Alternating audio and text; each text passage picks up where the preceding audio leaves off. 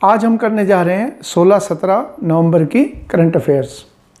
जो सबसे पहली न्यूज़ है वो होगी एक त्रिपक्षीय समुद्री युद्ध अभ्यास के बारे में, जो भारत 2 अन्य देशों के साथ में मिलकर कर रहा है। जैसे ये क्वेश्चन इसके अंदर है, ये है किन किन देशों के साथ में। तो यहाँ फ़ोटो में भी आप देख पा रहे हो, भारत के अलावा यहाँ पर है सिंगापुर और थाईलैंड, 2 अन्य देश और हैं जिनके साथ में मिलकर ये हम मिलिट्री एक्सरसाइज कर रहे हैं। ये नेवल एक्सरसाइज है, समुद्र के अंदर ये नौसैनिक युद्ध अभ्यास है, जैसे आप यहाँ पर चित्र में भी देख पाएंगे। और ये कहाँ पर आयोजित किया जा रहा है, मेरे ख्याल से वो ज़्यादा हमारे लिए इम्पोर्टेंट होगा। इसका उद्देश्य क्या है? ज़्यादातर जो मिलिट्री एक्सरसाइज हैं, चाहे नौसैनिक हो और चाहे वो अन्य हो, तो उनका उद्देश्य क्या है? उनका उद्देश्य है कि दोनों देशों के जो नौसेनाएं हैं उनके बीच में जो आपसी संबंध है उसे और मजबूत करना, ताकि भविष्य में यदि ज़रूरत पड़ती है तो सब ये सदस्य देशों की सेनाएं एक दूसरे के साथ बेहतर कम्युनिकेशन और संवाद स्थापित कर सकें, इस उद्देश्य से। अब यहाँ पर है सबसे पहले कि अंतर संचालन को बढ़ाने और सर्वोत्तम प्रथाओं को आत्मसात करने के उद्देश्य से कब से शुरू हो रखा है, ये हमारे लिए इम्पोर्टेंट हो गया कि कब से ये शुरुआत हुई। तो 2019 के अंदर इसकी पहली आयोजन किया गया था इस युद्ध अभ्यास का, और वर्तमान के अंदर ये उसके पश्चात हमारा दूसरा युद्ध अभ्यास है। ये ध्यान हम लोगों के लिए रखना जरूरी है।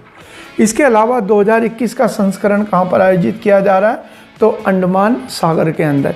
जैसे आप मैप पे देख पाओगे कि जो अंडमान सागर है भारत का, ये पड़ेगा अंडमान और निकोबार। ये है अंडमान और निकोबार हमारा। तो ये अंडमान सागर देखिए, जैसे मैं थोड़ा छोटा करके आपको दिखाऊं, जो मैं फ़िलहाल आपको बता रहा हूं, यहाँ पर मैं दिखा रहा हूं आपको कि ये हमारा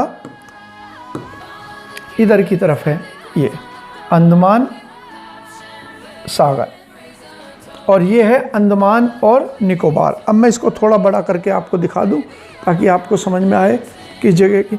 और थाईलैंड, जैसे हमने कहा, कौन सा देश है यहाँ पर? ये बंगाल की खाड़ी है, बे ऑफ बंगाल। और यहाँ पर कौन कौन से देश हमारे साथ में हैं?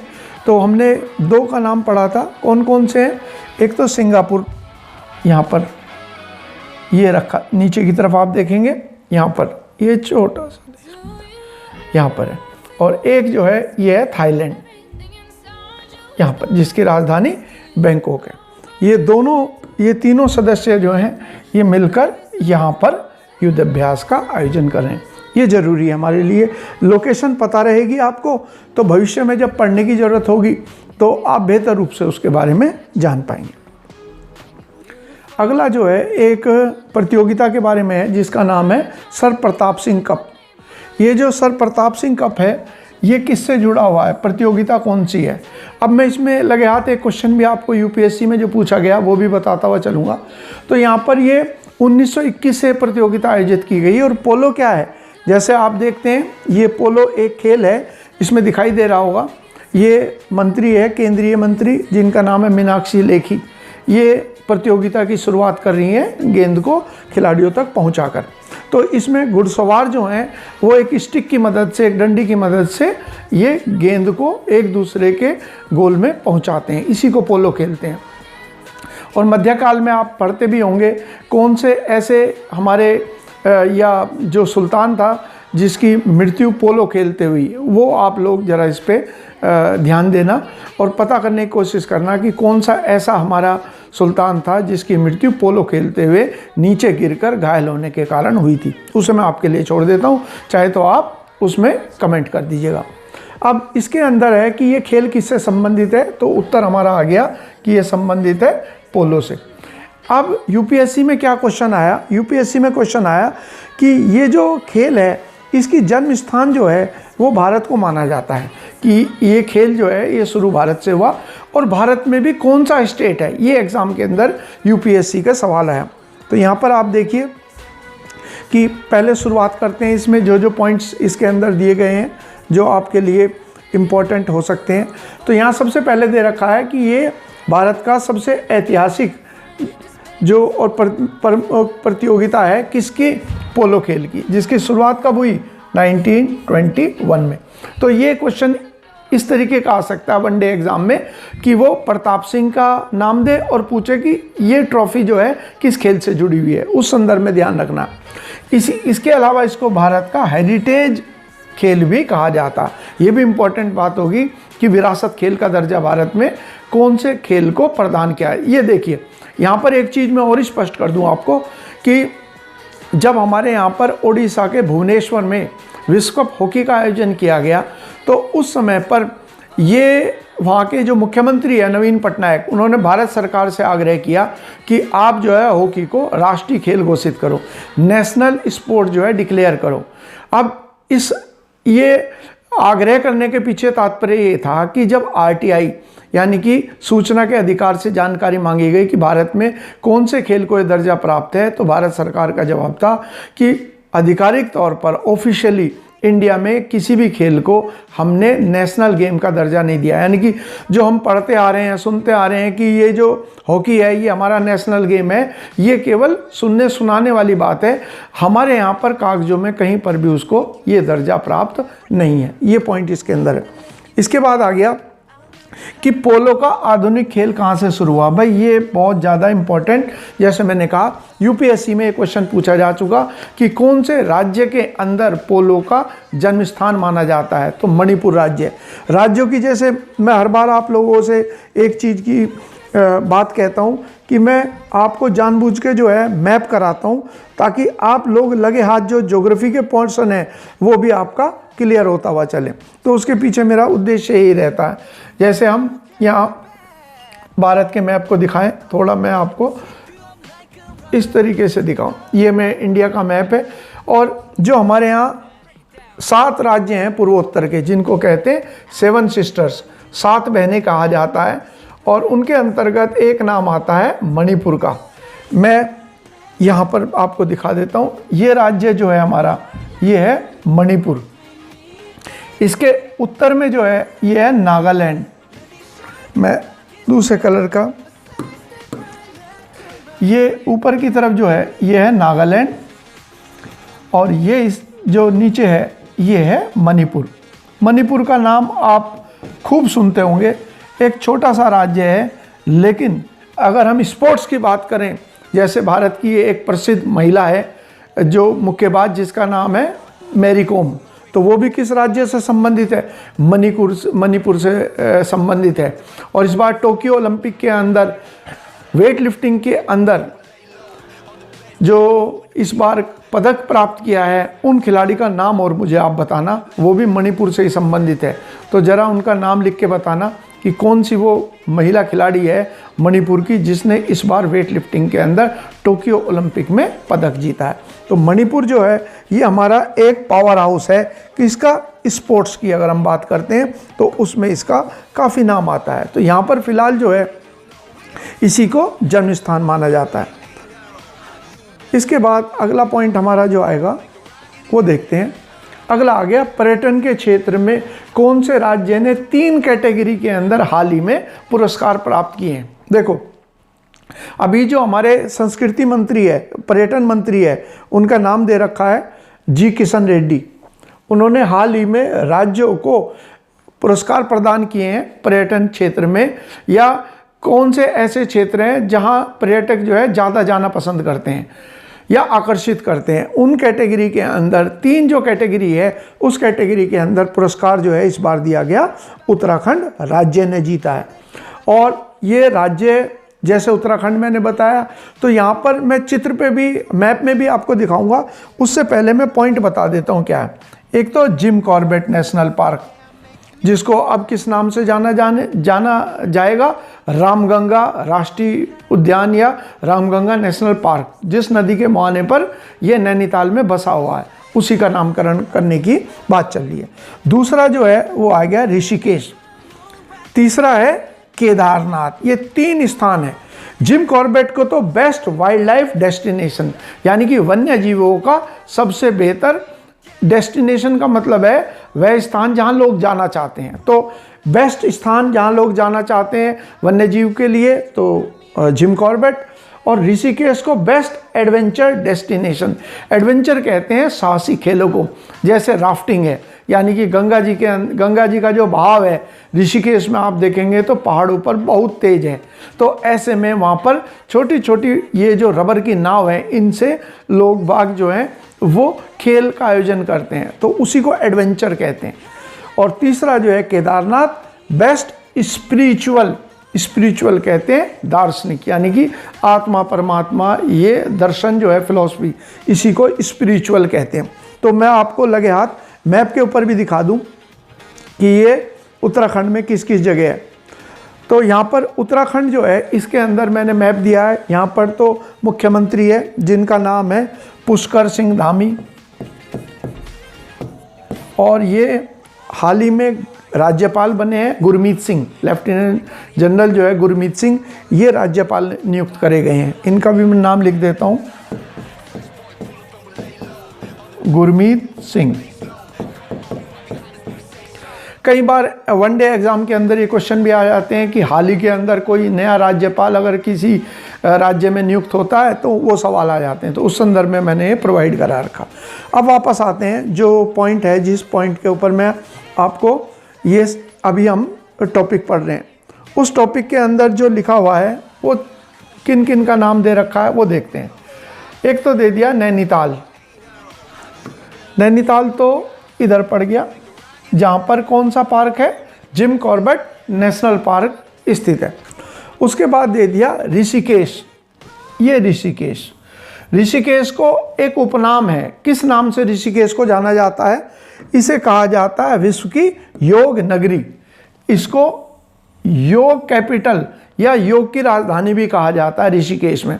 यदि आप ऋषिकेश जाने का कभी मौका मिले तो आप देखेंगे वहाँ पर जगह जगह के ऊपर विदेशी पर्यटक जो है वो योग आदि की ट्रेनिंग या प्रशिक्षण लेते हुए आपको मिल जाएंगे, बहुत सारे इंस्टीट्यूट्स हैं। तो ऋषिकेश को वर्ल्ड की योग कैपिटल, योग की राजधानी भी कहा जाता है। और तीसरा जो नाम आ गया वो आ गया केदारनाथ। केदारनाथ जो है हमारा, ये किसका धाम है, ये शिव जी का धाम है। और कौन सी नदी के किनारे है, नदी का नाम है मंदाकिनी। तो ये जो हमारा है ये हो गया शिव धाम, शिव जी का धाम माना जाता है इसको। तो ये तीन जो स्थान मैंने आपको उत्तराखंड के दिखाए हैं, इनको पर्यटन के लिए हाल ही में पुरस्कार दिया है। अब इसके अलावा हम दो एक पॉइंट और कर लेते हैं, क्योंकि जब ये मैंने मैप यहाँ पर आपको दिखाया हुआ है तो इसमें एक दो पॉइंट और हैं। क्या पॉइंट है, एक तो राजधानी कैपिटल। आप जानते होंगे कि हमारे यहाँ पर उत्तराखंड उन राज्यों में शामिल है जिसकी एक से ज़्यादा राजधानी है।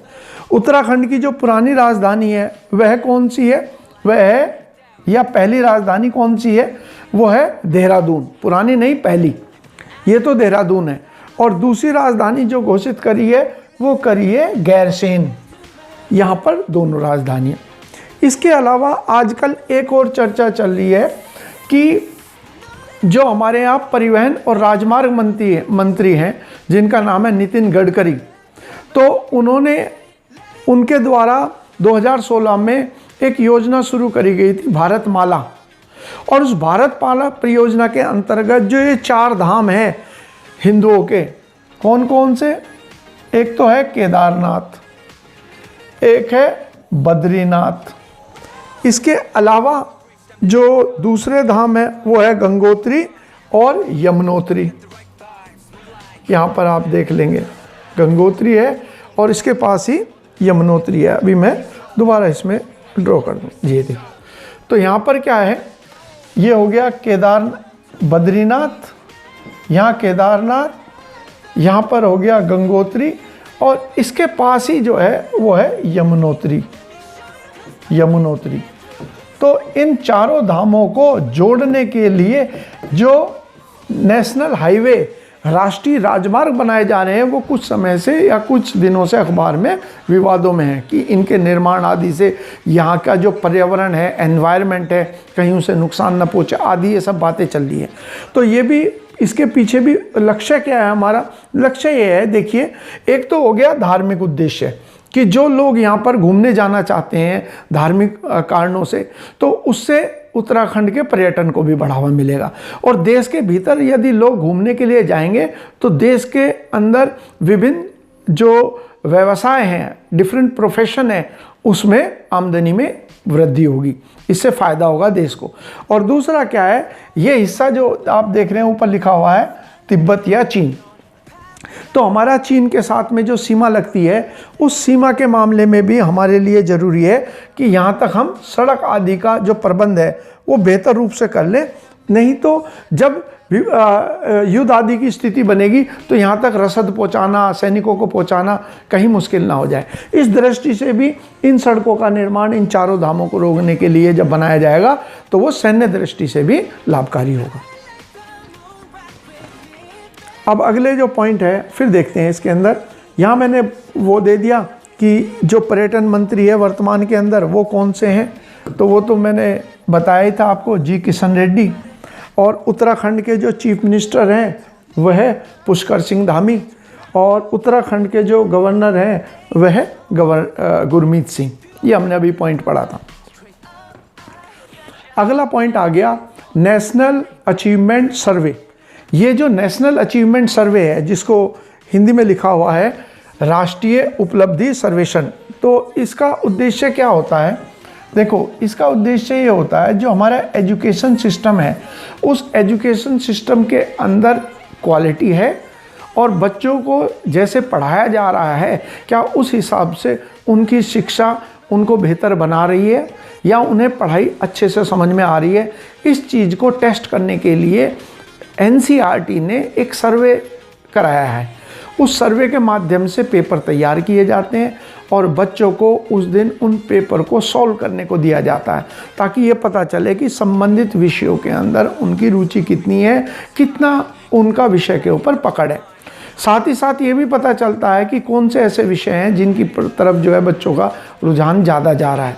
तो एक प्रकार से एजुकेशन को बेहतर बनाने के लिए ये सर्वेक्षण किया जाता है जिसको इंग्लिश में नेशनल अचीवमेंट NAS कहते हैं, इसको नेशनल अचीवमेंट सर्वे NAS के नाम से। ऊपर लिखा ही है राष्ट्रीय उपलब्धि सर्वेक्षण 2021। ये किस फील्ड से जुड़ा हुआ है, ये हमारे लिए पॉइंट था क्योंकि बहुत सारे सर्वे आदि के नाम हम पढ़ते रहते हैं, तो इसलिए मैंने यहाँ दे दिया कि किस से फील्ड से। तो एजुकेशन, इसके लिए विद्यालय स्तर का विद्यालय शिक्षा का, यानी कि ये किस लेवल पर है, प्राइमरी लेवल पर 3rd क्लास से लेकर और 10th क्लास तक के बच्चों के लिए ये परीक्षण किया जाता है। इसमें जो NAS के ऑफिसर हैं या अधिकारी हैं वो संबंधित स्कूल में पहुंचते हैं। स्कूल को पहले ही बता दिया जाता है कि इस दिन जो है वो आप कोई भी काम अन्य ना करें, सब बच्चे प्रेजेंट होने चाहिए ताकि उनको टेस्ट लिया जा सके।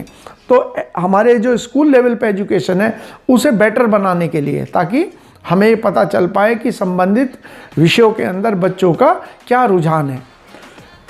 ये कौन सी संस्था, कौन सा इंस्टीट्यूशन है, तो इसको सभी जानते हैं, दिल्ली में इसका मुख्यालय है NCERT के नाम से। वही इस सर्वेक्षण को करता है।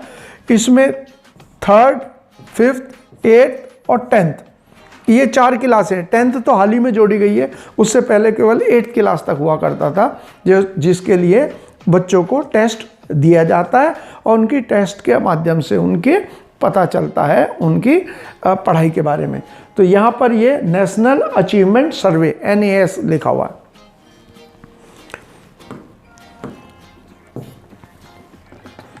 इसके बाद है कुछ इसके अंदर जैसे पॉइंट दे दिया यहाँ पर कि इसके अंतर्गत क्या है, सीखने की के स्तर की जांच हेतु परीक्षाएं आयोजित की जाती हैं। परीक्षाएं का मतलब आप समझ गए, एक टेस्ट पेपर दिया जाएगा और बच्चों से अपेक्षा की जाएंगी कि वो उसको ध्यानपूर्वक सॉल्व करें।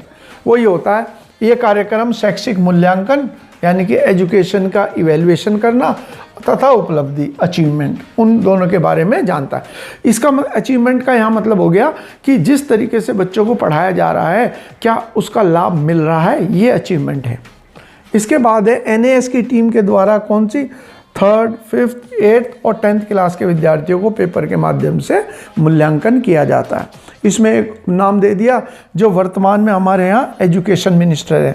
ये भी आप लोग ध्यान रखिए कि पहले मानव संसाधन मंत्री कहलाया जाता था। जो हमारे यहाँ एजुकेशन मिनिस्टर होते थे उनका नाम जो है वो कहते थे ह्यूमन रिसोर्स डेवलपमेंट मिनिस्टर। अब इनका नाम जो है वो कर दिया गया है शिक्षा मंत्री। तो ये जो धर्मेंद्र प्रधान है, ये पहले क्या थे? ये पहले जो है वो हमारे तेल और प्राकृतिक गैस मंत्री हुआ करते थे। अब जब से जो कैबिनेट के अंदर फेरबदल किया गया तो अब इन्हें शिक्षा मंत्रालय सौंपा गया। अगला पॉइंट हो गया, इजराइल और अरब देशों के मध्य हाल ही के अंदर एक आयोजन किया गया, अरब देशों के मध्य आयोजन किया गया पहली बार, फर्स्ट टाइम एक नेवल एक्सरसाइज की गई। ठीक है, तो इसमें क्वेश्चन क्या आ सकता है, बहुत इंपॉर्टेंट, कि भाई कौन कौन से देश जो है इसके अंदर शामिल हुए। असल में जो इज़राइल में रहने वाले यहूदी हैं उनके और जो फ़िलिस्तीन में रहने वाले मुस्लिम हैं उनके बीच में सदियों से एक झगड़ा चल रहा है, जिसकी वजह से इज़राइल का अरब देशों के साथ, क्योंकि अधिकांश अरब देश जो हैं वो मुस्लिम हैं, तो उनके साथ उनकी कोई भी संबंध नहीं है, कोई उनके जो कूटनीतिक संबंध है यानी कि डिप्लोमेटिक संबंध है वो भी नहीं है। हाल ही के दिनों में क्या हुआ है, हाल ही के दिनों में इसमें थोड़ा परिवर्तन आया है और अरब देशों ने इज़राइल के साथ अपने संबंधों को सुधारने की दिशा में कदम बढ़ाया है। उसी का ये परिणाम है कि हाल के दिनों के अंदर एक नौसैनिक युद्ध अभ्यास आयोजन किया गया, जिसमें इज़राइल के साथ साथ यूएई, यूनाइटेड अरब अमीरात, बहरीन और अमेरिका, इन्होंने मिलकर हिस्सा लिया है। और यह आयोजन कहाँ पर किया गया? ये रेड सी या लाल सागर के अंदर ये आयोजन किया गया है। और ये जो आप फोटो में भी देख लेंगे, तो रेड सी जो है, मैं यहाँ पर आपको दिखाऊं, ये देश हैं जिनकी हमारी बात चल रही है। अभी मैं आपको थोड़ा बड़ा करके दिखाऊंगा। यहाँ पर है, ये मैंने बड़ा कर दिया ताकि आप इसे देख पाएँ। ये तो यहाँ पर आपको दिख रहा होगा ऐसे। अब मैं यहाँ पर आपको बता देता हूँ जो जो पॉइंट्स हैं। एक तो इज़राइल जो है वो तो हो गया यहाँ पर, और ये है लाल सागर, रेड सी के नाम से जो जाना जाता है।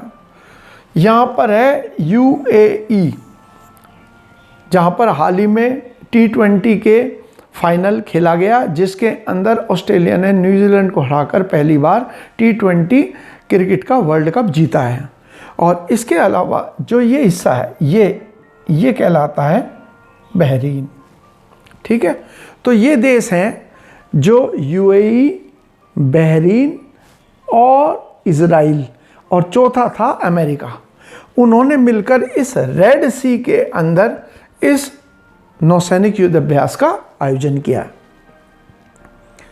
यहाँ पर तो एक तो ये इम्पोर्टेंट पॉइंट हो गया, कौन किसने हिस्सा लिया, और अगर ये आयोजन हुआ तो ये आयोजन किस जगह पर हुआ, तो आयोजन बता देंगे हम रेड सी के अंदर। इसके अलावा हमने एक दो पॉइंट और मैंने दे रखा है ताकि आप इसका जो परिप्रेक्ष्य है वो भी समझते हुए चलो कि ये क्या है। इज़राइल और खाड़ी के अरब देश, ये वर्ड यूज़ कर दिया। इसको कहते हैं, खाड़ी को कहते हैं गल्फ़, और ये गल्फ़ कंट्रीज़ कहलाती हैं। तो यहाँ पर यूपी पीसीएस के अंदर ये क्वेश्चन आया कि कौन कौन से देश जो हैं वो खाड़ी देश कहलाते हैं। तो वापस चलते हैं मैप के ऊपर ही, जहाँ मैंने आपको ये बता रखा है। अब देखिए इसके अंदर, या मैं दूसरा वाला आपको दिखाऊं, ये यहाँ पर देखिए ये जो पर्शियन गल्फ़ है, यहाँ पर लिखा है फारस की खाड़ी, ये हो गया।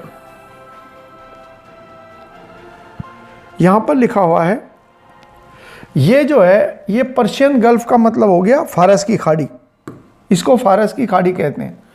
ये हिस्सा जो है फारस की खाड़ी, फारस जो है ये देश जो है इसका नाम है ईरान, और ईरान का पुराना नाम जो है ईरान, इसका पुराना नाम जो है वो पर्शिया या इसको फारस कहते हैं। ठीक है, इसीलिए बीच का ये जलीय क्षेत्र जो है, वाटर का जो एरिया है, इसको पर्शियन गल्फ या फारस की खाड़ी कहते हैं। तो जिन देशों की सीमाएं इसके चारों तरफ है, और ये क्यों इम्पोर्टेंट है, क्योंकि जितना भी तेल है, चाहे सऊदी अरब का हो, चाहे कतर का हो, चाहे बहरीन से निकलता हो, चाहे यूएई से हो, चाहे इराक से हो, चाहे कुवैत से हो, चाहे ईरान से हो, अगर मैं यहाँ पर चारों तरफ एक घेरा खींच दूँ तो ये एरिया है जो पेट्रोल और गैस के लिए बहुत ज़्यादा संपन्न है और रिसोर्सफुल है। यही इलाका है जहाँ मुख्यतः तेल और पेट्रोल को खनन या एक्सकवेशन किया जाता है। अरब के इधर की तरफ जहाँ ये आपने पढ़ा था रेड सी, लाल सागर, वहाँ पर संसाधन नहीं है, सारे संसाधन यहाँ है। तो दुनिया भर के लिए ये बहुत इम्पोर्टेंट एरिया हो गया। और इससे सटे हुए जो देश हैं उनकी सूची जो है यूपीपीसीएस में पूछी थी, कौन कौन से देश खाड़ी देश कहलाते हैं।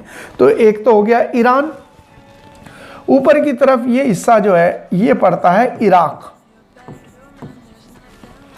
ये देश आप देख ही रहे हो लिखा हुआ कुवैत, ये देश है कौन सा, सऊदी अरब, जो यहाँ पर नाम लिखा हुआ है सऊदी। इसके अलावा बहरीन, जिसके बारे में अभी हमने पढ़ा था कि बहरीन जो है ये कौन सी है, ये वो देश है जिसने हाल ही में किसके साथ संबंध स्थापित करे हैं, इजराइल के साथ कूटनीतिक संबंध स्थापित किए हैं। और ये हो गया कतर। कतर जो है यहाँ पर अभी वर्ल्ड कप होने वाला फुटबॉल का जो विश्व कप है 2022 में, वो कतर की राजधानी दोहा में आयोजित होगा। इसके अलावा कतर का एक चैनल भी है जिसका नाम है अल जजीरा, जो अरब देशों में काफ़ी ज़्यादा फेमस भी है। इसके अलावा अन्य खाड़ी देश है यूएई, जिसको संयुक्त अरब अमीरात कहते हैं। और यहाँ पर एक हिस्सा छोटा सा जो है ये आता है ओमान का। ओमान की मुख्य भूमि तो है सारी यहाँ पर, लेकिन ओमान का एक हिस्सा ऊपर की तरफ यहाँ जाकर भी मिला हुआ है। तो अब हम एक बार रिवाइज कर लेते हैं कौन कौन से देश जो है खाड़ी देश कहलाते हैं। ईरान, इराक, कुवैत, सऊदी अरब, बहरीन, कतर, यूएई और ओमान, इनको खाड़ी देश कहा जाता है।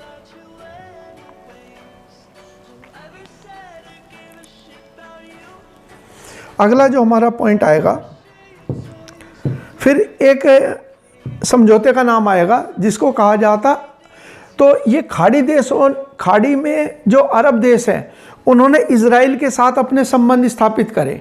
उसको लेकर जो पिछले अमेरिका के राष्ट्रपति थे डोनाल्ड ट्रंप, उन्होंने मध्यस्थता कराई थी, मीडिएशन कराई थी इजराइल और अरब देशों के बीच में, और उसे कहते हैं अब्राहम अकॉर्ड। अगर हम इंग्लिश में लिखेंगे तो ये इस प्रकार से होगा, अब्राहम अकॉर्ड समझौता। अब्राहम अकॉर्ड इसलिए कहते हैं क्योंकि मुसलमान और ईसाई दोनों जो है अब्राहमिक धर्म कहलाते हैं, यानी कि इनकी जो पैदाइश है, कहाँ से ये आए हैं, उन सब चीज़ों में बहुत सारी समानताएं हैं, सिमिलैरिटीज़ हैं। इसीलिए इन दोनों धर्मों को अब्राहमिक रिलीजन या अब्राहमिक धर्म भी कहा जाता है। तो जब ये समझौता हुआ कि अरब देश संबंध स्थापित करेंगे इजराइल के साथ, तो इसे नाम दिया गया अब्राहम अकॉर्ड। अब यहाँ पर जैसे मैंने चित्र दिखाया, ये दिखाया कि क्या कारण है कि इजराइल और फ़लस्तीनियों, इजराइल और जो अन्य मुस्लिम देश हैं उनके बीच में ये इतना ज़्यादा संघर्ष जो है वो क्यों चल रहा है, क्यों लगातार झगड़ा है। तो उस चीज़ को मैंने यहाँ पर दिखाया है आपको कि नक्शे के माध्यम से, मैप के ऊपर आप देख लीजिए। ये अगर मैं इसको थोड़ा लंबे परिपेश के अंदर दिखाऊंगा तो ये इस प्रकार से दिखाऊंगा ताकि आप इसे समझ सको कि वो चित्र कहाँ का है। ये देखिए यहाँ पर है जहाँ हम बात कर रहे हैं, ये इजराइल है। ये हिस्सा जो है ऊपर की तरफ ये है इजराइल, ठीक है। तो ये जो इजराइल है इसके यहाँ पर जो सागर है इसे कहते हैं मेडिटेरियन सी या भूमध्य सागर। ये भूमध्य सागर कहलाता है।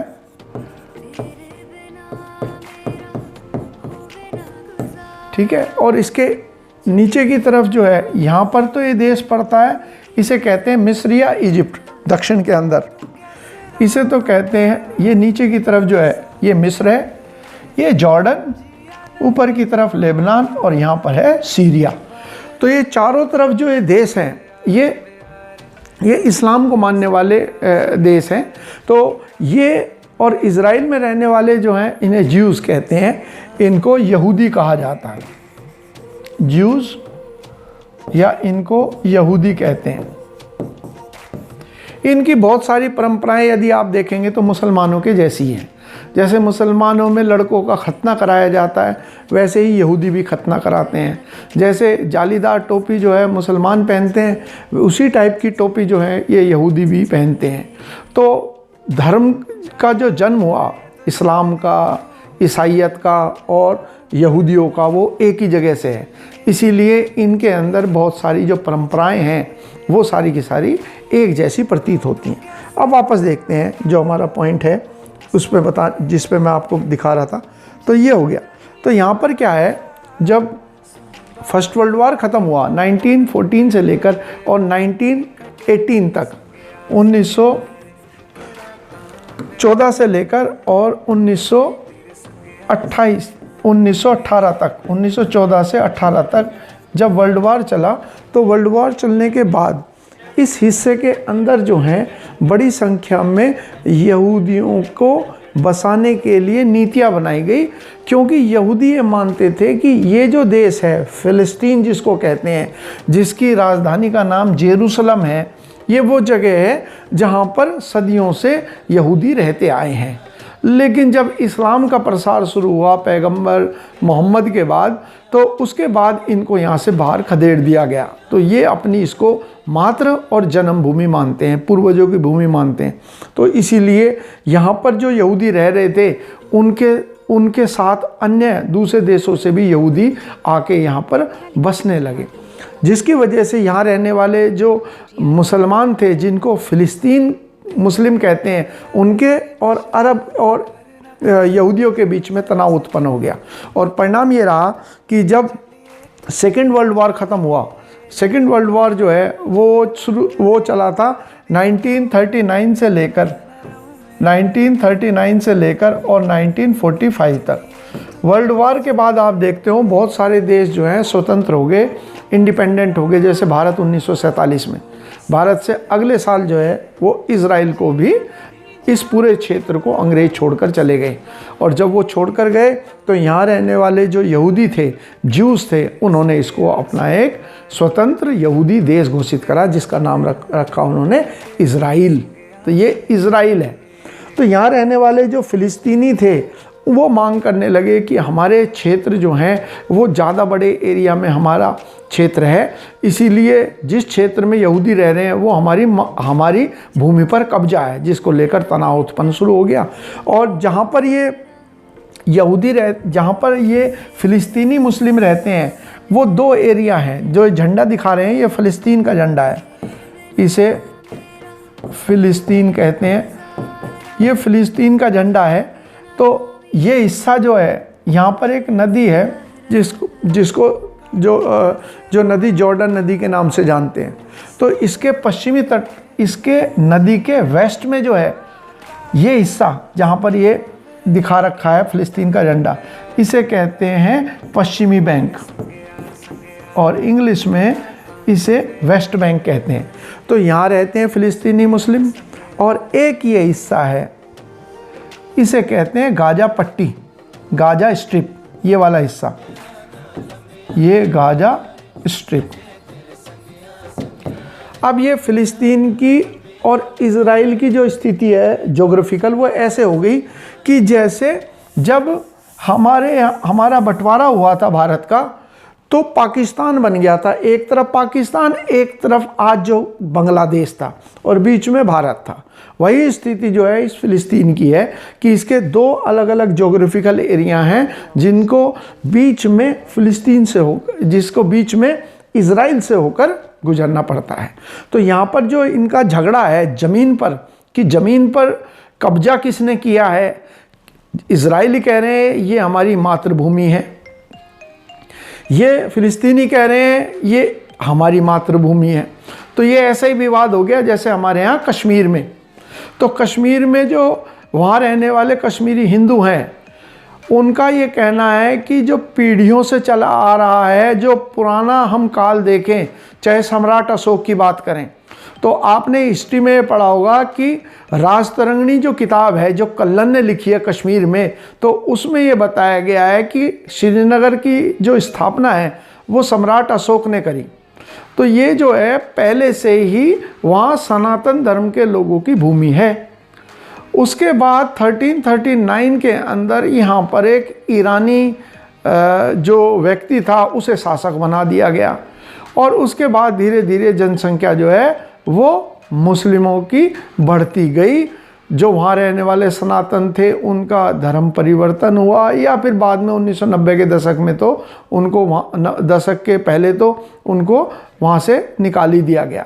तो अब जो दावा है कश्मीर पर, वहाँ रहने वाले लोग कह रहे हैं कि ये हमारी है, और जो वहाँ के अल्पसंख्यक सनातन धर्म को मानने वाले हैं उनका ये कहना है कि यदि हम पूर्वजों की बात करें तो ये तो हमारे भी पूर्वज यहाँ पर थे, और असली में तो हम ही इसके उत्तराधिकारी हैं। देखिए अब इस विवाद में क्या किसका पक्ष है वो अलग हो गया, वही चीज़ इनकी है। तो जो सनातन धर्म वाले कश्मीर में कह रहे हैं कि ये भूमि जो है हमारे पूर्वजों की है, ये इजराइल वाले कह रहे हैं। और जैसे वहाँ रहने वाले मुस्लिम कह रहे हैं कि नहीं, ये ज़मीन जो है वो कश्मीर के मुसलमानों की है या हमारा शासन यहाँ पर रहा है, वैसी स्थिति जो है वो फ़िलिस्तीन की है। इसीलिए विवाद जो है ये ऐसा है जिसका कोई हल फ़िलहाल तो निकलता नज़र नहीं आ रहा, जिसकी वजह से अब क्योंकि ये फ़िलिस्तीनी जो है अरब मुस्लिम हैं, इसीलिए इनके समर्थन में जॉर्डन, सीरिया, लेबनान, इजिप्ट, इन सब ने जो है इनके साथ, या नीचे की तरफ जाएंगे तो सऊदी अरब, तो इन्होंने अपने संबंध जो है वो इजराइल के साथ एस्टेब्लिश नहीं करे। हालांकि पहला अरब देश जिसने इजराइल के साथ अपने संबंध बनाए वो कौन सा है, वो मिस्र है, इजिप्ट, इसने ज़रूर अपने संबंध जो है स्थापित। और आज की तारीख में तुर्की है, टर्की जिसे कहते हैं, वह भी उसके साथ भी इसके संबंध है। हाँ, खाड़ी देशों ने पहली बार जो है इनके साथ संबंध स्थापित करे।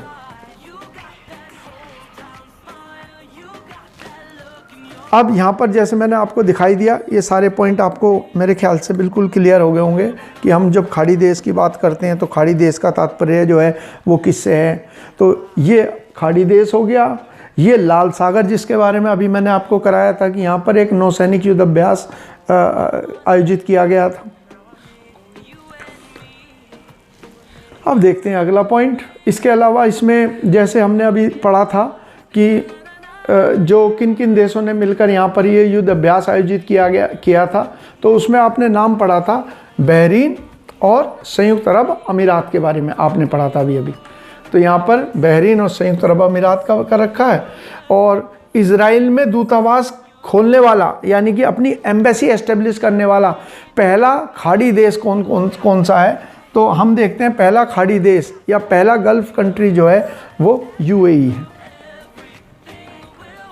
इसके बाद अगला पॉइंट आ गया कि हाल ही में कौन से एक्सप्रेसवे के ऊपर इंडियन आर्मी का जो फाइटर प्लेन है उसने लैंड किया है, वो उसके ऊपर उतरा है।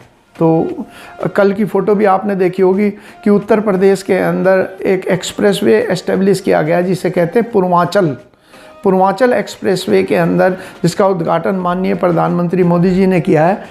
उसी के ऊपर लड़ाकू विमान उतारे गए, इतना मजबूत बनाया गया। तो यहाँ पर 2-3 पॉइंट है फैक्चुअल, वो हम जरूर करते हुए चलेंगे। और ऐसा क्यों कर रहे हैं हम कि हमने एक सड़क ऐसी बनाई जिसमें हवाई जहाज़ उतर सकें। भाई जब युद्ध होता है, यहाँ पर मैंने पॉइंट दे रखा है कि जब युद्ध की स्थिति होती है तो युद्ध के समय पर क्या है, विपक्षी दल विपक्ष की या जो आपका लड़ाका देश होता है वो क्या करता है, वो दूसरे देश के जो हवाई ठिकाने हैं उनके ऊपर हमला करता है, हवाई पट्टियों को नुकसान पहुंचाता है ताकि हवाई जहाज़ जो है उड़ान ना भर सकें। तो ऐसे में देश को अपने हवाई उड़ानों को सुरक्षित करने के लिए अलग अलग जगह के ऊपर इस तरीके की पट्टियाँ बनाई जाती हैं ताकि वहाँ पर जो जहाज़ है वो जहाज़ भी उतर सकें। यदि हमारे हवाई अड्डे की पट्टी को कोई नष्ट कर देता है तो भी उड़ान जो है दूसरी जगह से या लैंड करना हो, उतरना हो, वो वहाँ से आसानी से की जा सके। इसलिए केवल पूर्वांचल में ही नहीं, बाकी भारत के अलग अलग हिस्सों के अंदर भी हम हवाई पट्टियों का निर्माण कर रहे हैं।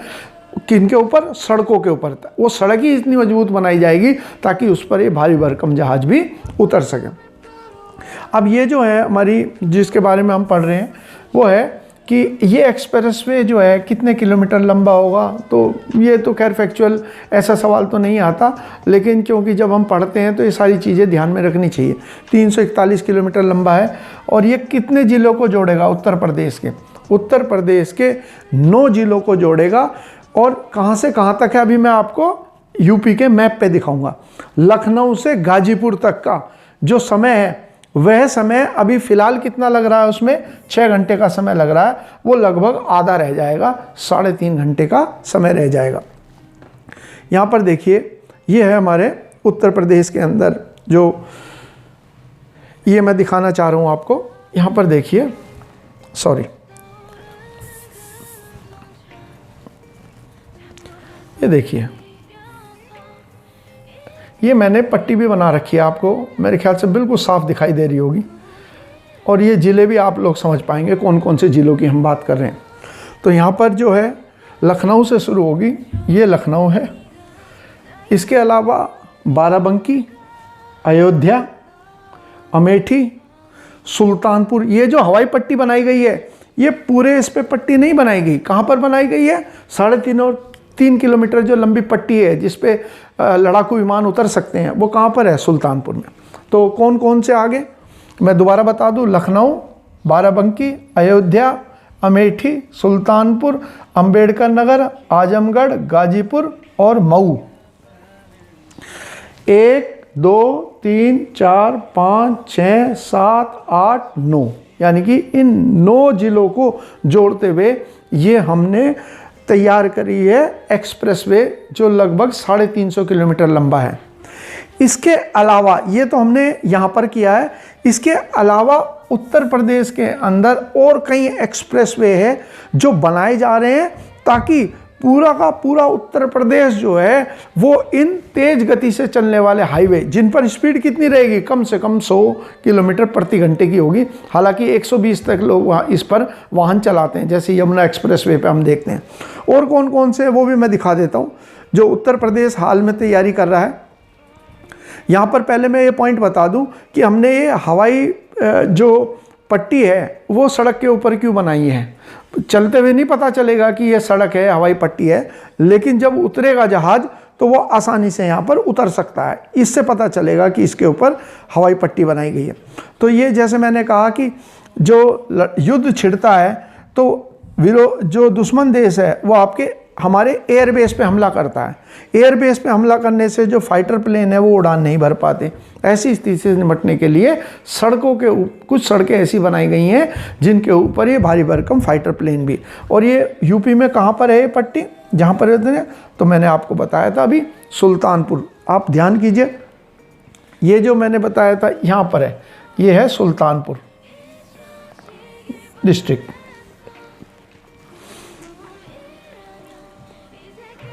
अब देखते हैं, जो मैं आपको बता रहा था कि यूपी में जो हाईवे बनाए जा रहे हैं। देखो यूपी में जो हाईवे हैं, जैसे ये वाला हाईवे तो आपने अभी पढ़ ही लिया, ये वाला हाईवे तो आपने अभी देख ही लिया।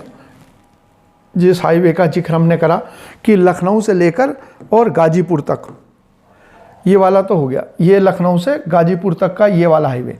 इसके अलावा एक बन रहा है गंगा एक्सप्रेसवे। गंगा एक्सप्रेसवे जो है ये मेरठ से शुरू होगा और ख़त्म कहाँ होगा? प्रयागराज में जाकर। बीच में कई सारे ज़िले हैं, बुलंदशहर, अमरोहा, ये सारे के सारे ज़िले जो हैं वो इसके अंतर्गत, या कन्नौज आदि है, वो सारे इसके ऊपर स्थित होंगे। एक तो ये बन जाएगा। और ये प्रयागराज वाला जो एक्सप्रेसवे है, फिर यहाँ से प्रयागराज से बनाया जा रहा है बलिया तक। यूपी का अंतिम जिला जिसके बाद बिहार शुरू हो जाता है वो बलिया है, तो बलिया तक हो गया। इसका मतलब है ये जो लखनऊ से गाजीपुर का एक्सप्रेसवे है पूर्वांचल के नाम से, ये एक्सप्रेसवे जो है इस प्रयागराज से और बलिया तक के एक्सप्रेसवे के साथ जुड़ जाएगा। और साथ ही साथ फिर क्या है, एक हमारे यहाँ बनाया जा रहा है बुंदेलखंड एक्सप्रेसवे, जिसको अटल एक्सप्रेसवे का नाम भी दिया गया है। तो ये कहाँ से है? ये आगरा से लेकर और चित्रकूट तक जितना हमारा ये बुंदेलखंड का इलाका है। आप ये तो जानते ही होंगे कि बुंदेलखंड जो है यूपी, और नीचे की तरफ जो है ये पड़ता है एमपी, मध्य प्रदेश। तो बुंदेलखंड जो रीजन है ये यूपी और मध्य प्रदेश दोनों में स्थित है, इसी को हम बुंदेलखंड कहते हैं। तो यूपी के अंदर जो बुंदेलखंड के इलाके हैं वो बहुत ही ज़्यादा पिछड़े हुए हैं। उन पिछड़े हुए इलाकों में विकास की गंगा बह सके, इस उद्देश्य से ये सारे काम हो रहे हैं। इसके अलावा बुंदेलखंड के विकास के लिए एक और बड़ा काम फैसला किया है केंद्र सरकार ने और योगी सरकार ने। वो फैसला क्या है कि यहाँ पर जो रक्षा कॉरिडोर बनाए जाएंगे, रक्षा गलियारा। तो जो ये मेक इन इंडिया है, आत्मनिर्भर भारत है, जिसके अंतर्गत हम चाह रहे हैं कि हम हथियार और दूसरे सैनिक सामान खुद बना सके, उसके लिए जो कॉरिडोर बनाया जा रहा है, एक तो तमिलनाडु में बन रहा है और एक यूपी में बन रहा है। यूपी में भी किस जगह? बुंदेलखंड, क्योंकि हमारा ये इलाका जो है ये बहुत ही ज़्यादा पिछड़ा हुआ है। कृषि के दृष्टि से भी पानी की बहुत ज़्यादा कमी है। इन सब चीज़ों को देखते हुए सरकार कोशिश कर रही है कि इस इलाके को ज़्यादा ध्यान दिया जाए ताकि यहाँ विकास जो है वो हो सके और यहाँ के लोगों के रोजगार आदि की जो समस्या है उनका निवारण हो सके। ये हो गया। एक एक्सप्रेसवे क्या है? यमुना एक्सप्रेसवे। तो दिल्ली यानी कि नोएडा से शुरू होगा, यहाँ से ये आगरा तक है। तो ये जो यमुना एक्सप्रेसवे है ये जुड़ जाएगा बुंदेलखंड एक्सप्रेसवे के साथ, और इसी को फिर जोड़ दिया जाएगा गंगा एक्सप्रेसवे के साथ जो यहाँ पर है। और एक एक्सप्रेसवे जो है वो बनाया जा रहा है, हमारे जो माननीय मुख्यमंत्री हैं योगी जी, उनका जो संसदीय जो क्षेत्र है वो है गोरखपुर। तो एक बनेगा आजमगढ़ से गोरखपुर के लिए एक एक्सप्रेसवे वो बनाया जाएगा। इस तरीके से उत्तर प्रदेश जो है, क्योंकि उत्तर प्रदेश की जनसंख्या जो है सबसे ज़्यादा है और उत्तर प्रदेश के अंदर क्योंकि कृषि योग्य भूमि बहुत ज़्यादा है, तो यहाँ उद्योग और कृषि दोनों के डेवलपमेंट के बहुत ज़्यादा संभावनाएं हैं। क्योंकि जहाँ पहाड़ी स्थान होते हैं वहाँ तो देखिए कई तरीके की परिवहन या ट्रांसपोर्ट की प्रॉब्लम आती है। यूपी में तो ये कुदरत ने ऐसी ज़मीन दी है, इस पर तो केवल अच्छी सड़कें बनने का मतलब है कि विकास की रफ्तार जो है वो कई गुना ज़्यादा तेज़ हो जाएगी। उसी दृष्टि से ये इम्पॉर्टेंट है। और एक और मैं आपको यहाँ दिखा दूँ, मेरठ से जो टीकरी पड़ता है, मेरठ में, यहाँ टीकरी से शुरू होकर और उत्तराखंड तक एक एक्सप्रेसवे इसको जोड़ रहा है। क्योंकि बहुत लोग जो हैं वो जो दिल्ली से आते हैं, देखिए दिल्ली से जो आते हैं वो बहुत सारे हरिद्वार जाते हैं। अब एक और मैंने आपको एक और एक्सप्रेसवे दे रखा है, ये वाला जो दिल्ली से निकलता है, ईस्टर्न पेरिफेरल, नाम सुनते होंगे जो इस क्षेत्र के हैं।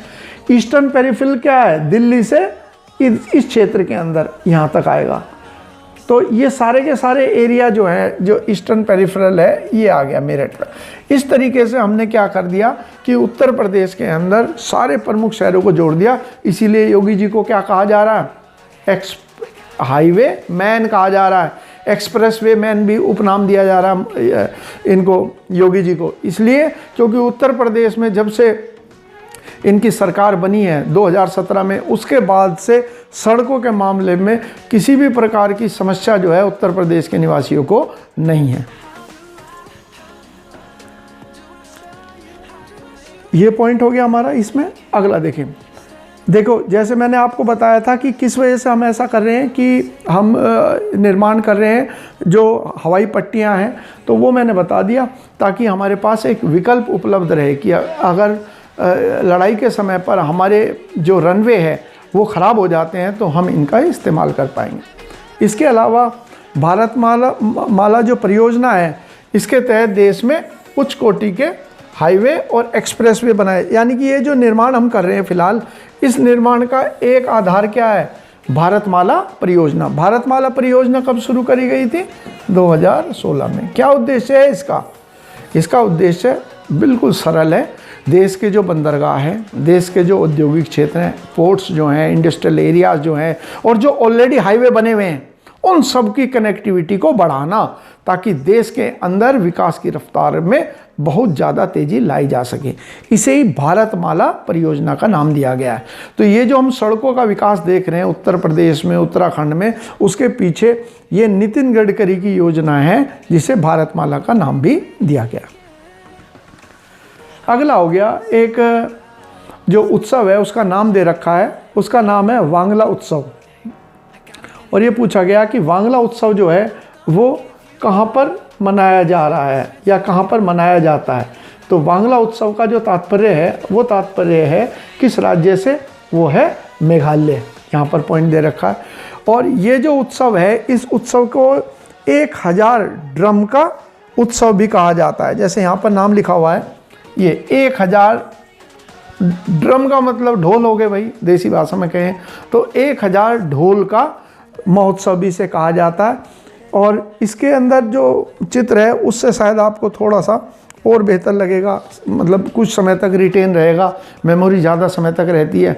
तो कहावत यही है, हर बार बोलता हूँ मैं, a picture is worth 100 words. एक पिक्चर जो है 100 शब्दों के बराबर होती है। तो ये वांगला उत्सव का चित्र है, जिसमें आप देख रहे हो कि ये ढोल हैं, जिनको ये तो लगभग 100 ढोल का इस्तेमाल जो है इसमें किया जाता है, इसीलिए इसको इस नाम से जाना जाता है। इसके अंतर्गत क्या करते हैं कि इसके अंतर्गत जो है वो फसल कटाई से, भाई हमारे यहाँ पर मुख्यतः जो है पूरा भारत ये कृषि प्रधान देश है। तो इसीलिए ज़्यादातर हमारे यहाँ पर जो आमदनी लोगों की होती है वो फसल कटाई के बाद जो पैसे आते हैं तब आमदनी होती है। इसीलिए ज़्यादातर हमारे यहाँ जो फेस्टिवल हैं वो फसल कटाई से जुड़े हुए हैं। और ये इसके वांगला जो है, इसके दौरान 2 दिनों का जो उत्सव है, मेनली 2 दिन, कई दिन शायद मनता है, लेकिन मेन जो है 2 दिन। तो 2 दिन में पहले दिन को कहते हैं रगुला और अगले दिन को कहा जाता है काकट। ये ध्यान रखना हमें कि ये इस नाम से जाने जाते हैं, है ना। अगला हो गया, एक और उत्सव का नाम दे रखा है, जो लिखा है कलपाती रथोत्सव। रथोत्सव नाम दे दिया। तो यहाँ पर आप देख लीजिए, तो रथ, जैसे आपने कभी फोटो देखा होगा कि जो हमारे यहाँ पर उड़ीसा में जगन्नाथ जी का मंदिर है, तो पुरी में, तो उनमें भी क्या होती है, रथ यात्रा का आयोजन किया जाता है। वैसे ही कुछ आयोजन जो है वो हमारे यहाँ केरल के अंदर भी किया जाता है। तो ये सवाल क्या आएगा, ये आएगा कि ये रथोत्सव जो है कौन से राज्य में मनाया जाता है। तो हमारा उत्तर होगा ये केरल राज्य में मनाया जाता है। और किसको समर्पित है, तो हमारे भोले को समर्पित है। और इनको विश्वनाथ भी कहा जाता है और इनको शिव भी कहा जाता है। तो ये समर्पित है। 700 साल पुराने इस मंदिर में ये समारोह जो है हर साल आयोजित किया जाता है। अंतिम 3 दिन सड़कों पर 3 विशाल रथ लाए जाते हैं और इस तरीके से ये उत्सव मनाया जाता है। अगला हो गया, किस राज्य ने केसर हिंद नाम की जो तितली है या उसको अपना राज्य तितली घोषित किया है। तो ऐसे हम देखें, महाराष्ट्र के अंदर राज्य तितली घोषित करी गई, भारत का पहला राज्य बना। इसके अलावा लखनऊ के अंदर उत्तर प्रदेश की राजधानी में एक तितली पार्क एस्टेब्लिश किया गया। तो उसी संदर्भ के अंदर ये केसर हिंद की बात आती है। इसका नाम है केसर।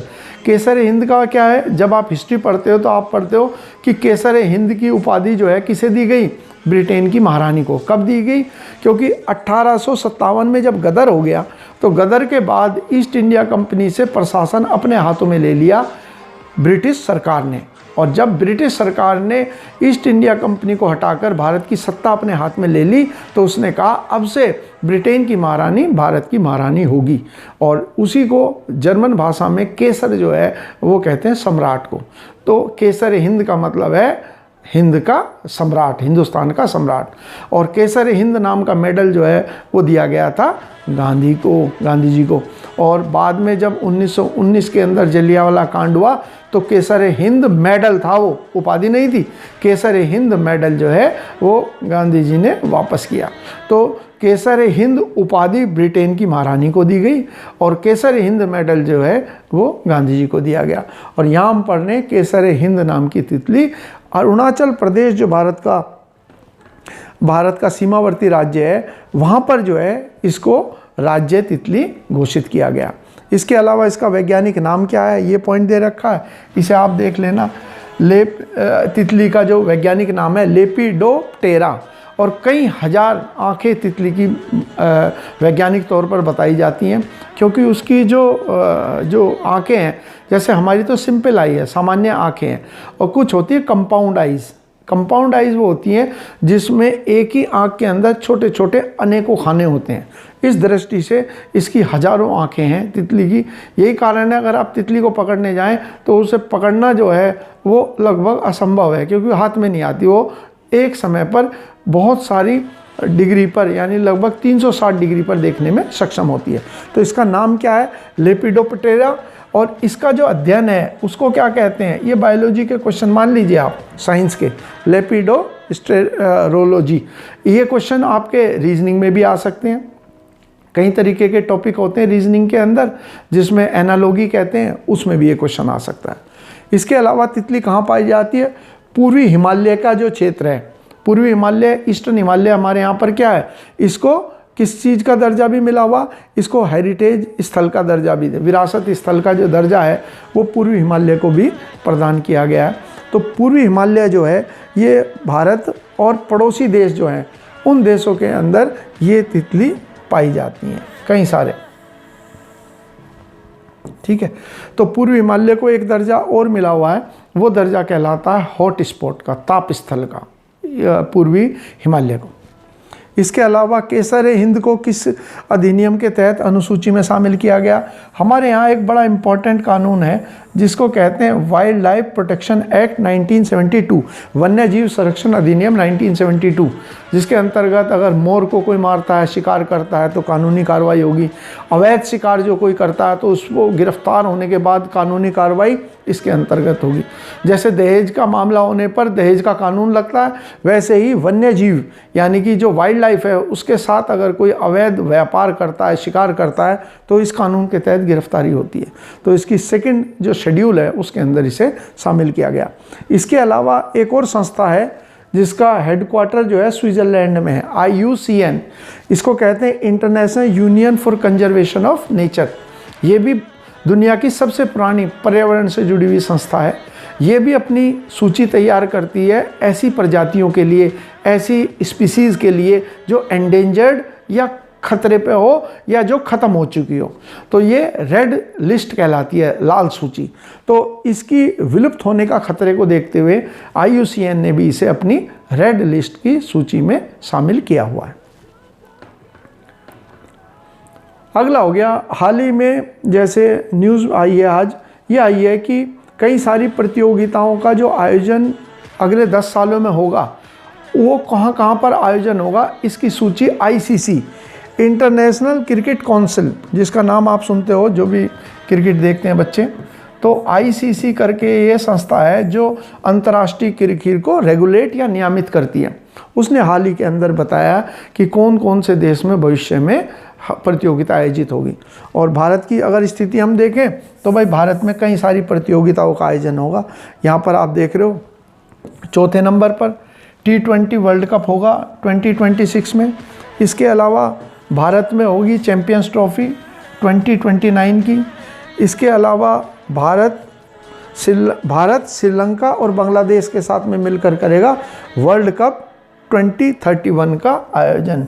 एक दिवसीय का मतलब हो गया ODI, वन डे इंटरनेशनल जिसको कहते हैं। इन प्रतियोगिताओं का आयोजन जो है वो भारत में होगा। तो भारत यहाँ श्रीलंका के साथ मिलकर और भारत यहाँ श्रीलंका और बांग्लादेश के साथ में मिलकर प्रतियोगिताओं का आयोजन करेगा। इसके अलावा अमेरिका और वेस्ट इंडीज़ मिलकर T20 वर्ल्ड कप का। और वेस्ट इंडीज़ और अमेरिका क्यों कर रहे हैं, देखो आप फिर मैप के ऊपर मैं आपको दिखा देता हूँ। मैप में अगर आप देखेंगे तो ये पाएंगे कि अमेरिका और वेस्ट इंडीज़ जो है वो लगभग एक ही पास में ही है। ये देखो, अगर यहाँ पर मैं बड़ा कर दूँ तो ऊपर तो आप ध्यान दीजिए क्योंकि एक साथ बड़ा करना मुश्किल होगा। ये USA अमेरिका। इसके बाद जो है यहाँ पर देखेंगे ये वेस्ट इंडीज़ कहलाती है। अगर यहाँ ये वेस्ट इंडीज़ जो है कोई देश नहीं है, ये कई सारे द्वीप हैं। जैसे यहाँ पर है ट्रिनिडाड और टोबैगो, ट्रिनिडाड और टोबैगो हो गया। जो आपने देखा हो कि जो राष्ट्रमंडल देश हैं, राष्ट्रमंडल देशों की जो लिस्ट है उसके अंदर अमेरिका, साउथ अमेरिका से अकेला देश जो राष्ट्रमंडल या कॉमनवेल्थ ग्रुप का मेंबर है वो है ट्रिनिडाड एंड टोबैगो, TNT। इधर Grenada, Barbados, Saint Lucia, Dominica, Montserrat, और एक तरफ जैसे जमैका लिखा हुआ है यहाँ पर। तो जमैका में तो आप देखिए इसमें सबसे तेज़ धावक दुनिया का जो था उसका नाम था उसेन बोल्ट, वो यहाँ का है। और एक क्रिकेट खिलाड़ी है क्रिस गेल, वो भी कहाँ का है, जमैका का। तो जब ओलंपिक के अंदर जाता है ये खिलाड़ी उसेन बोल्ट, तब तो वो जमैका का झंडा, और जब ये क्रिस गेल खेलता है तो वेस्ट इंडीज़ के लिए। तो क्रिकेट खेलने के लिए ICC में जो मेंबरशिप ली है वो कई सारे द्वीपों से मिलकर बनी है और उसकी टीम को कहते हैं वेस्ट इंडीज़। ठीक है, तो यहाँ पर अनेक द्वीप हैं जिन्होंने मिलकर एक टीम बनाई है जिसको वेस्ट इंडीज़ कहते हैं। तो वेस्ट इंडीज़ और ऊपर की तरफ आपको जैसे मैंने कहा ऊपर हो गया अमेरिका। तो ये दोनों जो है ज्योग्राफिकली ये पास पास हैं, इसीलिए प्रतियोगिता का आयोजन जो है यहाँ पर, अब मैं ऐसे दिखा दूँ आपको, ये देखिए। तो इधर तो वेस्ट इंडीज़ हो गया यहाँ पर और इधर जो है अमेरिका, इसीलिए इस प्रतियोगिता का आयोजन दोनों साथ मिलकर करेंगे, जो यहाँ पर लिखा हुआ अमेरिका और West Indies T20 world cup का। ऑस्ट्रेलिया T20, ऑस्ट्रेलिया ने 2021 में वर्ल्ड कप जीत लिया, 2022 का यहाँ होगा। ये जो वर्ल्ड कप है ऑस्ट्रेलिया में जो होने वाला है ये 2020 में होना था, लेकिन 2020 में कोरोना की वजह से हो नहीं पाया, तो अब अगले साल ये आयोजित होगा। अन्यथा क्या है कि जो T20 है ये 2 वर्ष में एक बार होता है। तो यदि यहाँ पर ये 2 वर्ष में एक बार होता है, तो अब अगर 2021 में अभी हुआ है तो अगले साल फिर नवंबर में हो रहा है। उसके पीछे कारण था 2020, नहीं तो इसका आयोजन क्या होना था, 2023 में होना था। इसके अलावा पाकिस्तान जो है उसका जो सूखा है कि उसके यहाँ पर कोई भी प्रतियोगिता खेलने के लिए नहीं आ रहा, कोई क्रिकेट का कोई इंटरनेशनल मैच नहीं हो रहा, तो उसे भी राहत दे दी। अगर इन्होंने बम धमाके नहीं करे जब तक, या कोई बड़ा कारनामा इन्होंने नहीं कर लिया, तब तक तो इनके यहाँ प्रतियोगिता हो जाएगी। नहीं तो भाई उम्मीद तो कम ही है कि ये लोग तब तक जो है ऐसे शांत बैठे रहेंगे कि प्रतियोगिता हो जाएंगी यहाँ पर। ठीक है, इसके बाद देखिए 16 नवंबर को कौन सा दिवस जो है वो मनाया जाता है, यहाँ पर दे रखा है। तो यदि हम दिवस की बात करें 16 नवंबर को कौन सा दिवस मनाया जाता है, तो यहाँ दे रखा है 16 नवंबर को मनाया जाता है राष्ट्रीय प्रेस दिवस। और प्रेस जो है, देखो जब आप पढ़ते हो कि हमारे जो लोकतंत्र की परिभाषा है, लोकतंत्र के अंदर जो है वो 4 स्तंभ हैं, पिलर्स हैं, जिसे कहते हैं 4 पिलर्स ऑफ डेमोक्रेसी। एक जो है उसे कहते हैं विधायिका, लेजिस्लेचर, एक कहलाती है कार्यपालिका, एग्जीक्यूटिव, एक कहलाती है जुडिशरी, न्यायपालिका, और चौथा स्तंभ किसको कहते हैं, चौथा स्तंभ जो है वो कहा जाता है, चौथा स्तंभ कहा जाता है प्रेस को। तो प्रेस की भूमिका जो है एक स्वस्थ डेमोक्रेसी में बहुत महत्वपूर्ण है। इसी दृष्टि से हर साल जो है राष्ट्रीय प्रेस दिवस मनाया जाता है। वो इसलिए मनाया जाता है, इंडिया की एक इम्पॉर्टेंट एजेंसी है जिसे कहते हैं press council of India, PCI। ये वो जो संस्था है जो देश के अंदर जो रिपोर्ट आदि है, जो हमारे यहाँ पर जो प्रेस के अंदर आती है, उनकी गुणवत्ता, उनकी क्वालिटी में कोई शिकायत मिलती है कि यहाँ फेक न्यूज़ है, गलत बात छापी गई है, ऐसे मामलों में ये जो है अपने भूमिका अदा करती है। इसी का स्थापना जो हुई थी 1966 में, उसी को हर साल, देखिए यहाँ लिखा हुआ 1966, तो 1966 में जब इसकी स्थापना हुई 16 नवंबर को, उसी उपलक्ष्य में हमारे यहाँ नेशनल प्रेस डे मनाया जाता है। और अंतर्राष्ट्रीय स्तर पर प्रेस दिवस कब मनाया जाता है, इंपॉर्टेंट हो गया, 3 मई को मनाया जाता है।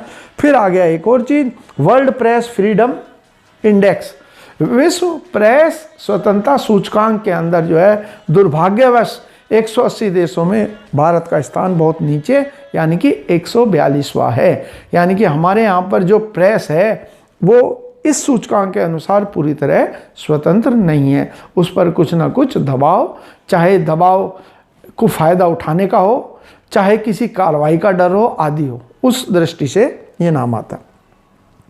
फिर थोड़ा सा मैं इसके बारे में, या जो इसका अभी फ़ोटो भी आया था, वो मैं प्रयास करता हूँ आपको फ़ोटो जो है वो ज़रूर दिखाता रहूँ, ताकि आप लोगों के लिए उस संबंधित चीज़ को भूलना जो है आसान ना रहे।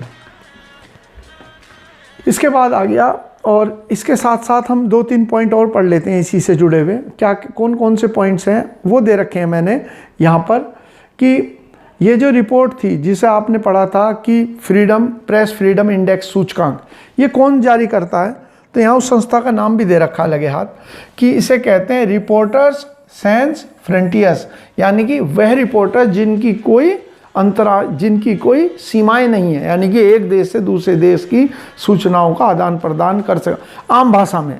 बाकी बॉर्डर ना होने का मतलब है स्वतंत्रता। यही रिपोर्ट जो है ये जारी करती है।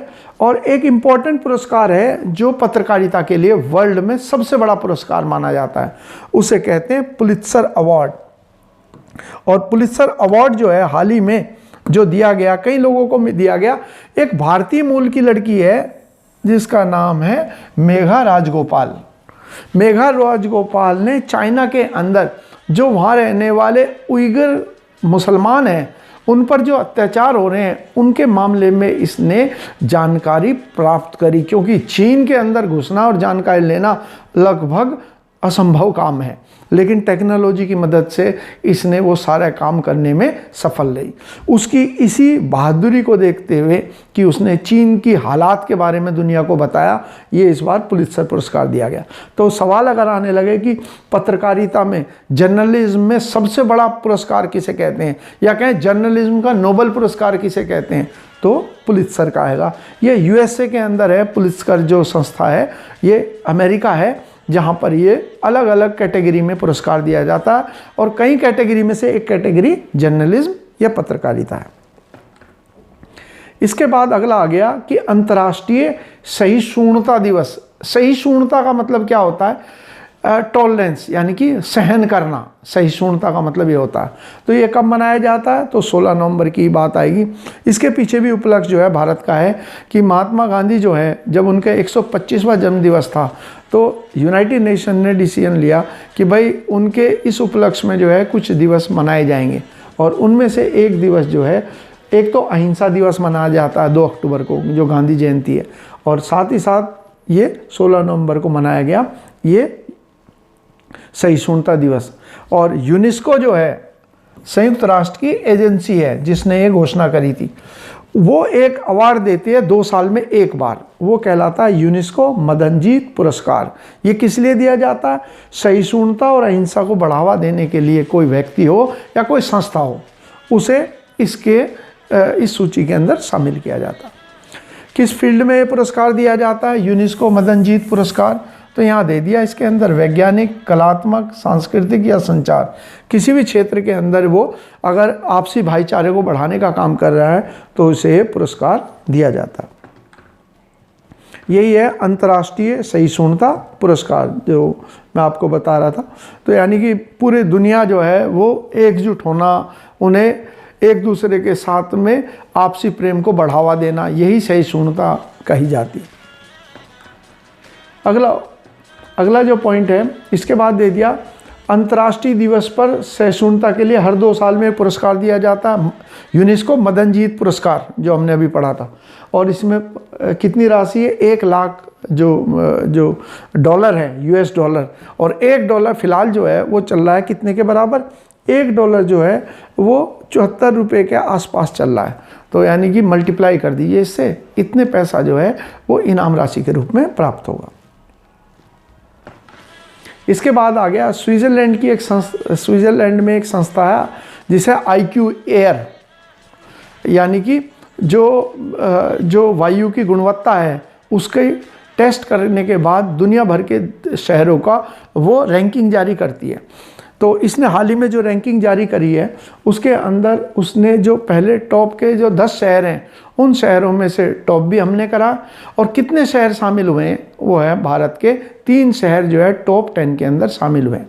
यहाँ मैंने चित्र में दिखा रखा है एयर क्वालिटी इंडेक्स क्या होता है, suit, pollen, fog, dust, fine dust, wild fire etcetera. यानी कि देखिए धूल के जो कण होंगे, जो धूल मिट्टी आदि के कण हैं, पराली को जलाया जाता है उसके कण हैं, गैसें हैं वायु के अंदर, या जो नम पार्टिकल्स हैं यानी कि जो नम कण हैं, जो मॉइस्ट पार्टिकल्स हैं, उन सारी चीज़ों को शामिल कर दें एयर की हेल्थ पता चलती है वायु का, या फिर हमारे वायुमंडल का स्वास्थ्य पता चलता है। इसे कहते हैं एयर क्वालिटी इंडेक्स। तो इसके अंदर जो है किन किन शहरों में, तो भारत के 3 शहरों को शामिल किया गया। भाई टॉप पे तो हमने स्थान बना ही लिया, कौन सा है, दिल्ली। दिल्ली का जो स्थान है वो कौन सा है, पहला स्थान के ऊपर दिल्ली को रखा गया है। और एयर क्वालिटी इंडेक्स 556। अभी मैं अगले स्लाइड में आप देखोगे कि मैक्सिमम जो रख रखी है प्रदूषण की मात्रा की AQI वो 500 है। दिल्ली ने उसे भी क्रॉस कर दिया, 556 पे है। दूसरे नंबर पे हमारा पड़ोसी देश, क्योंकि वो तो हमसे पीछे रहता ही नहीं कहीं, वो तो हमारे से बराबरी करता है। तो दूसरे स्थान पर उनका एक पाकिस्तान का पंजाब का प्रमुख शहर है लाहौर। तीसरा स्थान, चौथे और छठे नंबर पे भी हमारे हैं। एक तो दिल्ली हो गया पहले पे, इसके अलावा चौथे पे कोलकाता और छठे नंबर पे मुंबई। हमें तो भारत के शहरों के बारे में ध्यान रखना। फिर हो गया AQI का स्तर कैसे नापा जाता है, क्या होता है। देखो 0 से लेकर 500 तक इसकी मेजरमेंट होती है, और यहाँ मैंने बताया 0 से 50 है तो ये अच्छा माना जाता है, 51 से 100 है तो सेटिस्फैक्ट्री संतोषजनक, 101 से 200 मध्यम यानी कि थोड़ा ख़राब होने लगा, 201 से 300 ख़राब, फिर बहुत ख़राब, और सबसे आखिर में गंभीर। तो दिल्ली में आपने क्या देखा, दिल्ली कितना है, दिल्ली तो गंभीर की सीमा को भी पार कर गया। दिल्ली का फ़िलहाल जो है वो कितना है, दिल्ली का है 556, यानी कि वो गंभीर से भी आगे चला गया। अगला आ गया, एक इम्पॉर्टेंट पुरस्कार है साहित्य के क्षेत्र में हमारा, वो पुरस्कार जो है वो कहलाता है JCB। हालांकि कई सारे और पुरस्कार हैं, ज्ञानपीठ पुरस्कार है, सरस्वती सम्मान है, वे भी बड़े पुराने पुरस्कार हैं। लेकिन जो अगर राशि की बात करें कितना इनाम मिलता है, तो हम पाते हैं सबसे ज़्यादा इनाम जो है ये JCB साहित्य पुरस्कार है। कंपनी का नाम है JCB, उसी के द्वारा ये पुरस्कार शुरू किए गए, इसीलिए इनको JCB अवार्ड कहते हैं। और ये हाल ही में किसको ये बेस्ट पुरस्कार दिया गया, एक मलयाली बोली जाती है केरल में, तो केरल के एक राइटर है M मुकंदन, उन्हें जो है ये पुरस्कार दिया गया। यहाँ फ़ोटो दिखा दूँ मैं, N मुकंदम है ये, इनकी जो मलयाली बुक थी उसे इंग्लिश में ट्रांसलेट करा। जो ट्रांसलेट करते हैं उन्हें भी इनाम मिलता है थोड़ा बहुत, लेकिन जो सबसे ज़्यादा राशि मिलती है, जो प्रथम पुरस्कार प्राप्त करते हैं, जो 25 लाख की राशि है, वो इनको प्रदान की गई। M मुकंदम की जो किताब है उसका नाम है, इंग्लिश में जो ट्रांसलेट, दिल्ली अ सिलोलिक्यू, ये इंग्लिश में ट्रांसलेट किताब का नाम है। मलयाली में तो इसका कुछ और ही नाम होगा जो इन्होंने करा। मूल रूप से मलयालम में लिखी गई। ये क्वेश्चन आ सकता है कि इस बार जो JCB अवार्ड मिला है वो कौन सी भाषा के लेखक को मिला है, किताब का नाम पूछा जा सकता है, और पारंपरिक तो है ही उनके राइटर का नाम, और साथ ही साथ ये आ सकता है कि और इसका अनुवाद किसने करा है। जो मैंने कहा ट्रांसलेट इतना इम्पोर्टेंट नहीं, लेकिन पता होना चाहिए कि भाई इसका अनुवाद जो है वो करा है एक तो फातिमा EV और नंद कुमार, इन्होंने इसे मलयाली से इंग्लिश में ट्रांसलेट किया। और सबसे महंगा भारतीय पुरस्कार कौन सा है बच्चों, 25 लाख की पुरस्कार राशि का, ये है हमारा। तो जब ये क्वेश्चन आएगा साहित्य का सबसे महंगा पुरस्कार बताइए, इसका नाम आएगा, और ये केवल इंडियन राइटर्स को, किसी भी भारतीय लेखक को ही प्रदान किया जाता है। अगला आ गया एक और पुरस्कार है जिसे कहा जाता है kids right international children peace prize, यानी कि बच्चों के लिए जो एक शांति का पुरस्कार दिया जाता है। और ये भी बहुत महत्वपूर्ण है क्योंकि इसे हमेशा जो है नोबेल पुरस्कार विजेता ही बच्चों को प्रदान करता है। और इस बार हमारे लिए खुशखबरी है कि दिल्ली के 2 बच्चे हैं, विहान और लव अग्रवाल, इन्होंने इस बार ये पुरस्कार प्राप्त किया है। ये है दोनों के दोनों बच्चे, ठीक है। कमाल किया इन्होंने। कमाल क्या करा कि स्कूल में पढ़ते हुए भी इन्होंने एक कोशिश शुरू करी कि जो कचरा है उसे इकट्ठा करना और उसको फिर रिसाइकलिंग, पुनर्चक्रण करना, यानी कि उसको कहीं उपयोगिता बना। आप जाते होंगे दिल्ली, अगर जा रहे हो तो गाजीपुर बॉर्डर के पास देखें आप, वहाँ पर एक पहाड़ जैसा टीला लगा हुआ है। मतलब आश्चर्य होता है, और इतनी बदबू कि वहाँ पर कई किलोमीटर दूर तक तो आम आदमी जो वहाँ नहीं रहता उसके लिए वहाँ रुकना मुश्किल है। जो वहाँ रह रहे हैं उन्हें तो आदत ही पड़ गई। तो इन्होंने क्या करा, ये सारे काम किया कि भाई ये कूड़ा जो है इकट्ठा करा जाए और फिर इसको रिसाइकिल करें। इसके लिए इस बार इन्हें पुरस्कार के लिए चुना गया। ये पुरस्कार भी नीदरलैंड में ही प्रदान किया जाता है, यानी कि बाहर ही मिलता है। और भारतीय एक नोबेल पुरस्कार विजेता है शांति के। ये पुरस्कार शांति का नोबेल पुरस्कार विजेता ही देता है। तो कैलाश सत्यार्थी जो हैं उन्हें नोबेल प्राइज़ मिला था 2014 में, तो उन्होंने ही इन दोनों बच्चों को ये पुरस्कार प्रदान किया। तो विहान और लव अग्रवाल ये दो बच्चे हैं जिन्हें इस बार ये पुरस्कार के लिए चुना गया। और इनकी जो संस्था है जिसके द्वारा ये पर्यावरण के संदर्भ में काम कर रहे हैं वो कहलाती है वन स्टेप ग्रीनर।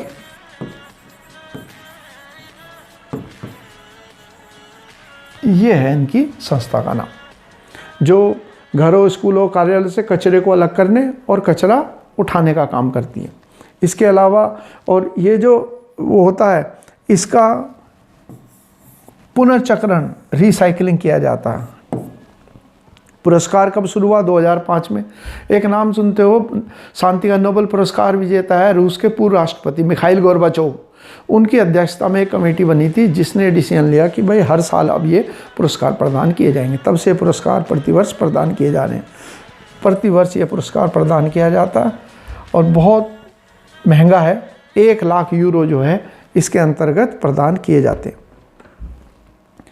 और इस बार जैसे पुरस्कार है ये किसने प्रदान किया, तो जैसे इसका नियम है, नियम क्या है? नियम ये है कि जो पुरस्कार है ये हमेशा जो है शांति का नोबेल पुरस्कार विजेता ही प्रदान करेगा। तो कैलाश सत्यार्थी ने प्रदान किया। आखिरी जो न्यूज़ है वो आगे हमारी कि अभी हमारे यहाँ पर कई जगह पर कोच बदले हैं क्रिकेट के। उसमें एक जो है, एक नाम तो राहुल द्रविड़ का है जो हमारी भारतीय पुरुष क्रिकेट टीम के नए हेड कोच बने हैं, मुख्य कोच बने हैं। इसके अलावा हमारे एक और महान खिलाड़ी हैं VVS लक्ष्मण, जिनको ऑस्ट्रेलिया वाले कहते हैं वेरी वेरी स्पेशल लक्ष्मण, क्योंकि ऑस्ट्रेलिया के खिलाफ इनकी जो पारियां हैं वो यादगार रही हैं। और कोई नहीं भूल सकता कलकत्ता में जब भारत ने ऑस्ट्रेलिया के खिलाफ खेलते हुए फॉलो ऑन लेना पड़ा क्योंकि कम रनों पे आउट होगी, और जब दोबारा भारत ने बैटिंग शुरू करी तो VVS लक्ष्मण ने 281 रन की पारी खेलकर और फॉलो ऑन मिलने के बावजूद भी ऑस्ट्रेलिया के खिलाफ मैच जीत लिया था। वो बहुत बहुत बड़ी उपलब्धि थी जो आज तक हर भारतीय क्रिकेट प्रेमी को जो उस समय देखता होगा सबको याद है। तो VVS लक्ष्मण को ही अब बनाया गया नेशनल क्रिकेट एकेडमी। हमारी जो है ये एक एकेडमी है, जैसे IIT है इंजीनियरों के लिए, ऐसे ही देश के अंदर क्रिकेट की सबसे बड़ी एकेडमी, जिसे क्रिकेट चलाने वाली देश की सबसे बड़ी संस्था जो है BCCI, उसके द्वारा चलाया जाता है। तो NCA के अभी तक जो अध्यक्ष थे वो तो थे राहुल द्रविड़। अब चूंकि राहुल द्रविड़ जो है वो भारत की क्रिकेट टीम के मुख्य कोच बन गए हैं रवि शास्त्री की जगह पर, तो अब VVS लक्ष्मण जो है उन्होंने ये पदभार संभाल लिया। तो ये हमारी नेशनल क्रिकेट एकेडमी है जो चिन्ना स्वामी स्टेडियम है बेंगलोर का, वहाँ पर ये स्थित है। और ये हमारे very very special VVS Laxman, हमारे जो महान क्रिकेट खिलाड़ी हैं, उनको दे रखा। तो यहाँ मैंने वो भी दे दिया क्रिकेट स्टेडियम के बारे में कि कहाँ पर ये स्थित है, बेंगलोर के अंदर ये स्थित है।